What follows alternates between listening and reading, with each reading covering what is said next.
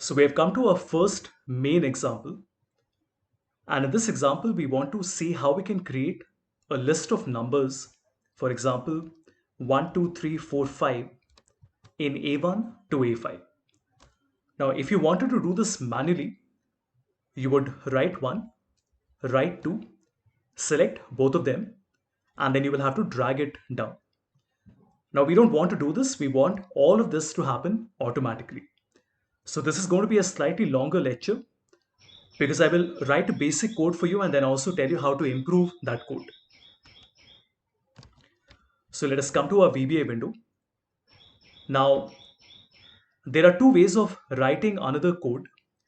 We can either write the subroutine below the current one, or we can even create a new module.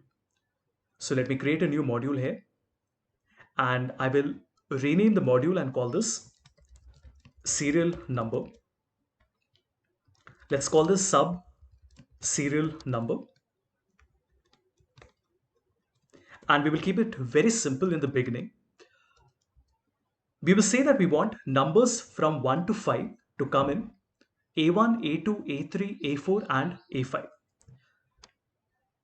Which means that I want numbers from 1 to 5, which means that in 1 comma 1, which means first row and first column, I want 1. In 2 comma 1, we want 2.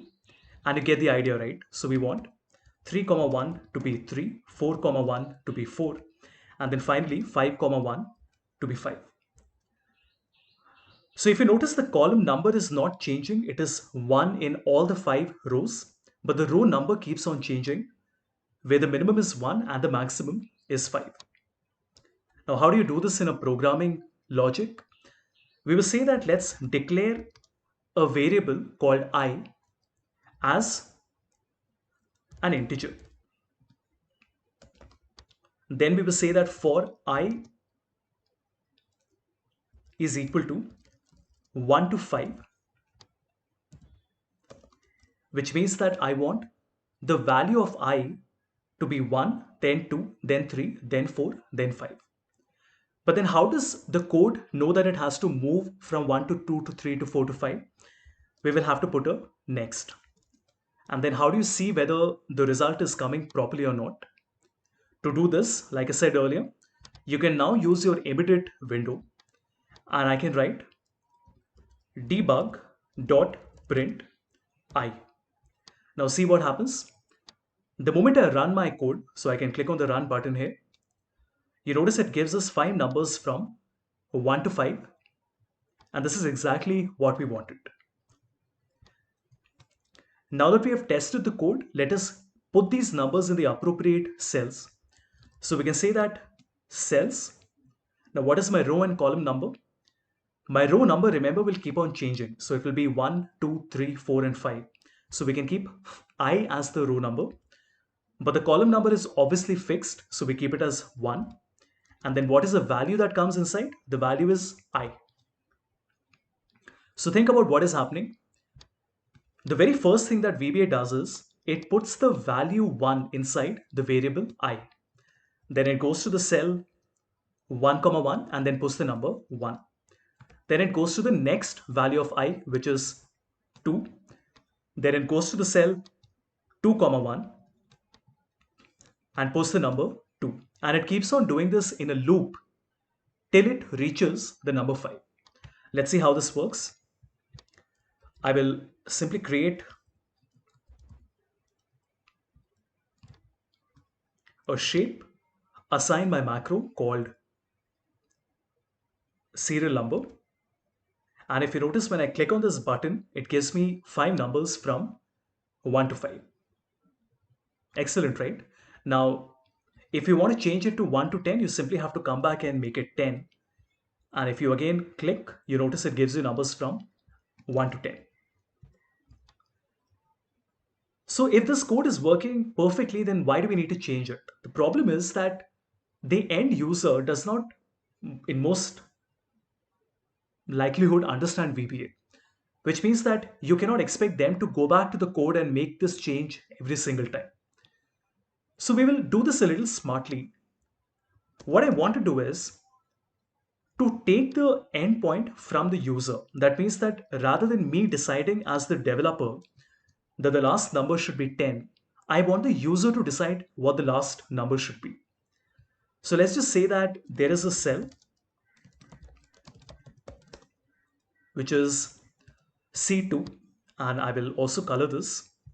And in C2, the user is choosing the number that they want. For example, they can write 5 here or 10 or 4 or 14, and automatically that will become the stop number for my code. Now we know that the cell is C2, so we can come back to our VBA code and we can say that a variable stop num is equal to range C2 dot value. So I hope this makes sense. Whichever number the user is choosing in the cell C2 will now become a variable called stop num. And where will we use stop num now? We can simply write stop num here. Now do remember, if you wanted to, we could even have come here and written range C2 dot value, in which case we don't need to write this. But you know what? This looks a little inelegant because it looks very complicated. The person might not understand why have you chosen a range value as a counter. And that's the reason it is always advisable to save the number in a variable and then use the variable here. Let's see how this works now. So let me put 3. If I click on the button, it gives me 1 to 3. If I say 10, then it gives me all the way from 1 to 10. So this is working great. But the problem here is that the user is not able to choose the starting number. So for example, let us say that the user wanted to get numbers from maybe 5 to 10 like this. Now, how do we enable him to do that? Now, just like we have done now, we can make one more option where the user can choose the start number and the stop number. So let us say from 5 to 10. So remember, range C2 dot value is my start number and my stop number is equal to C5 dot. So we can simply copy and paste this C5 dot value. And then I is equal to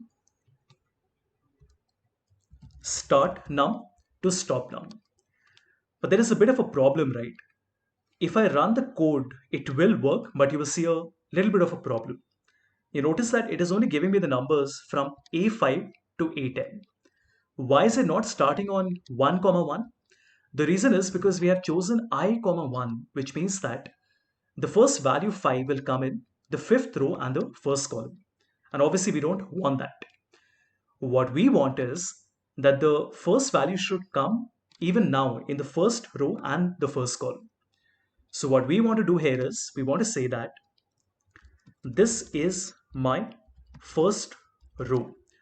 So we will say that I is equal to 1 and then we will change this to j. Now remember, we don't want the value to come in the fifth row. So we are not choosing j, we are choosing I.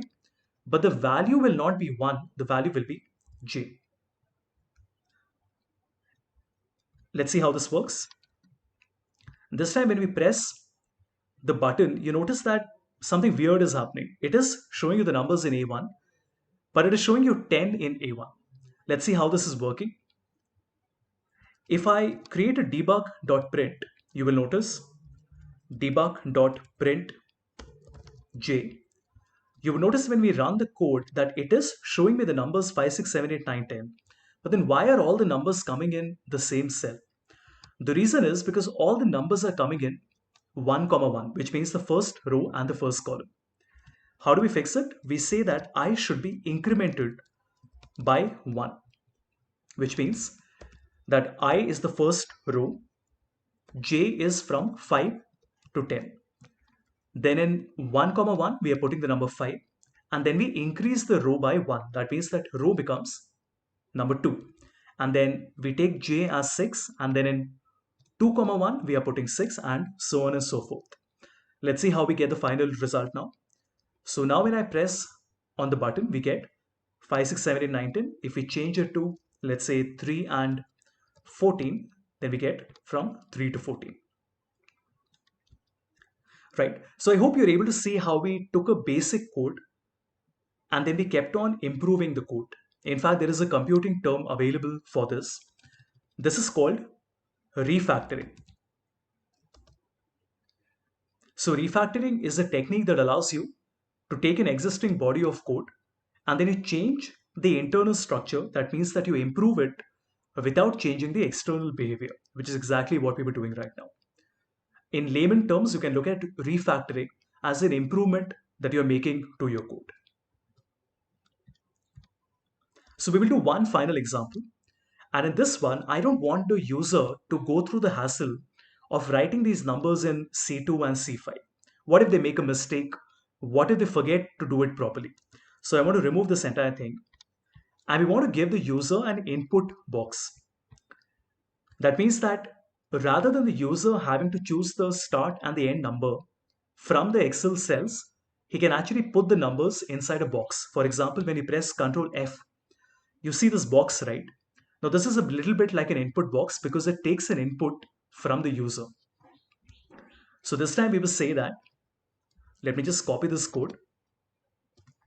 Okay, so this time we say serial number with input box, and we will say that start number is not coming from C2.value, it is coming from input box where we're telling the user, please enter start num, right? And then we can just copy and paste this. And in the next one, I will say, please enter the stop num. Now remember the rest of the code remains exactly the same. And how does it work now? Let me assign the macro for the shape to serial number with input box. And you will notice that when I click on this shape, it will give me a prompt asking me, choose your start number. Let us say it is 5. I press OK, then it says enter your stop number, which is, let's say, 15. And when I press OK, we will get these numbers. Excellent, right? Again, if I want from 3 to, let's say, 18, it will give me numbers from 3 to 18. So we did quite a number of things in this example. I showed you how you can write a basic code, how you can declare, how you can give a comment, how you can create a counter using I, and then also how you can create a for and next loop. It's called a loop because it keeps on looping till it reaches the last number. And then finally, I also introduced you to the input box, which is very handy because it creates a very positive user experience. Where if the user wants to put in a number, he doesn't have to do that in a cell, but he can actually do it in a box that you have given.